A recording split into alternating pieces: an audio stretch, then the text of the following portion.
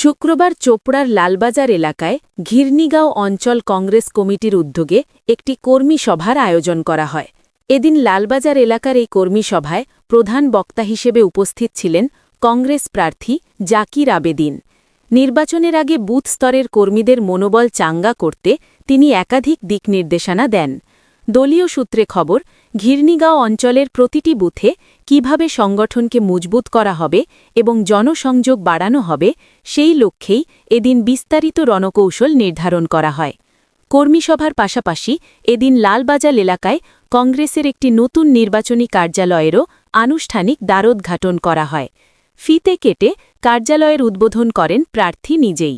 এই কর্মসূচিতে প্রার্থীর সঙ্গে উপস্থিত ছিলেন চোপড়া ব্লক কংগ্রেস সভাপতি মোহাম্মদ মুসিরুদ্দিন সহ ঘিরনিগাঁও অঞ্চল কমিটির নেতৃত্ববৃন্দ।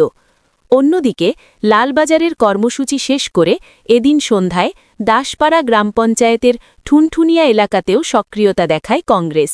সেখানেও দলের একটি নতুন নির্বাচনী কার্যালয় উদ্বোধন করা হয়।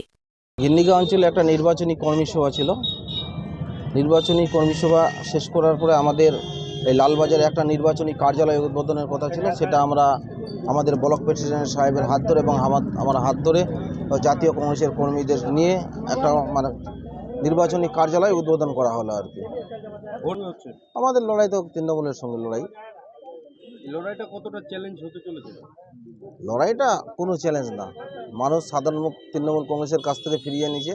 সাধারণ জাতীয় কংগ্রেসকে হাত তুলে এবং বুক ভরা ভালোবাসা দিয়ে সমর্থন করছেন। সাধারণ মানুষের কাছে যেমন ইস্যুগুলো, মানুষের নিরাপত্তা নাই, মানুষ শান্তি শৃঙ্খলাভাবে চলাফেরা করতে পারে না। স্বাধীনতার পর থেকে চোপড়া এখনও যেরকম স্বাধীন হয়নি, সেইভাবে চোপড়ার মানুষ চলাফেরা করছে, চোপড়া জনসাধারণ চলাফেরা করছে। সব থেকে বড় কথা হলো বামফ্রন্ট কংগ্রেসের আমলে একটা শিল্প, 2-4টা শিল্প ছিল, সেই শিল্পগুলো নাই। আজকে যেমন ঘিরনিগাঁও ডাঙ্গানসের বাগানের মধ্যে 1000 একর জমি নিয়ে একটা বাগান ছিল, সেখানে একটা ফ্যাক্টরি ছিল, সেই ফ্যাক্টরি ইটগুলো পর্যন্ত খুলে নেওয়া হয়েছে। আজকে ওখানে 200-400 লেবার কাজ করতো, সেই লেবারগুলোকে এখন বাইরে যে অন্য রাজ্যে গিয়ে কাজ করতে হচ্ছে, তারা বাইরে কাজ করতে গিয়ে হ্যারাসমেন্ট হচ্ছে। এইসব ইস্যু নিয়ে আমরা ইলেকশনের লড়াইতে নামবো এবং সেই লড়াইগুলো আমাদের থাকবে। প্রার্থীকে যেটা দেখা গেল, আজকে আমাদের ঘিরনিগাঁও অঞ্চলে যে নির্বাচন কমিটি আছে, নির্বাচন কমিটির একটা মিটিং ছিল। সেখানে প্রার্থীকে আমরা ইনভাইট করছি, প্রার্থী আসছে। বিশেষ সংখ্যক প্রার্থীকে আসার একটাই কারণ হচ্ছে, আজকে যে যিনি প্রার্থী তারই নির্বাচন যে কার্যালয় আছে উদ্বোধন আছে, সেই উদ্বোধনের জন্য তাকে ডাকা হয়েছিল। উদ্বোধন হয়ে গেছে। চোপড়ার মাটিতে লড়াই তো চোখের রেখে কথা হবে, চোখ রেখে লড়াইটা হবে। বিষয়টা হচ্ছে, আমি বলবো যে তৃণমূলের সঙ্গে বেশি একটা লড়াই হবে না পশ্চিমবাংলায়। হ্যাঁ, তৃণমূল নেই, তৃণমূল খেয়ে দিয়ে শেষ করে গেছে। এরা দেউলিয়া হয়ে গেছে, এরা সব ধুয়ে মুছে সাফ হয়ে যাবে বিধানসভা নির্বাচনের পরে। লড়াইটা হবে বিজেপির সঙ্গে।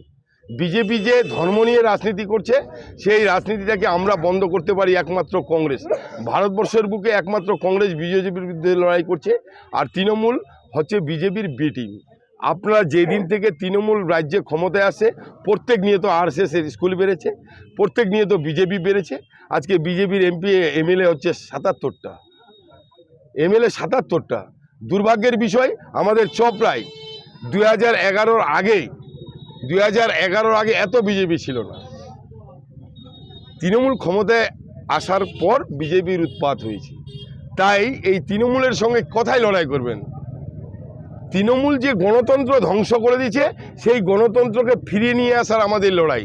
যে প্রার্থী আমাদের হয়েছে আজকে জাকির আবেদিন, তার নেতৃত্বে চোপড়া একটা নতুন দিশা দেখাচ্ছে কংগ্রেস। আপনারা প্রত্যেক দিন দেখবেন জয়নিং সভা হতে আছে, প্রত্যেক দিন। আর এই যে কয়েকদিনের মধ্যে তৃণমূল বলে কথা বেশি থাকবে না, আপনারা দেখবেন। আমার হিসাব মিলাই নেবেন। আমি বলেছিলাম যে দুর্গাপূজার পরে বিসর্জন হবে, বিসর্জন আপনারা দেখতে পাচ্ছেন। টোটাল ঢাকি সহ বিসর্জন হবে। এই নির্বাচন আস্তে আস্তে আপনারা দেখবেন।